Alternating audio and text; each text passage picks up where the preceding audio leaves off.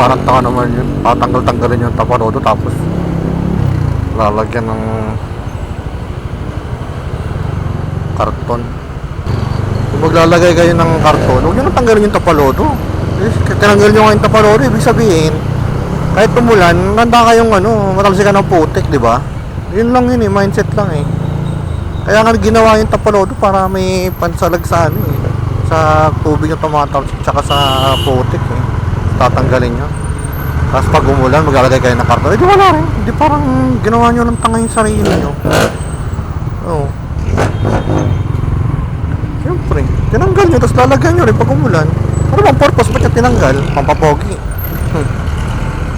Pampapogi ang putik. 5 minutes later. Tatanggalin yung tapalodo, tapos maglalagay ng karton. Sino mo naman matinong gagawa nun? Ano bang ulan? Tanggalin ko na ito sa akin.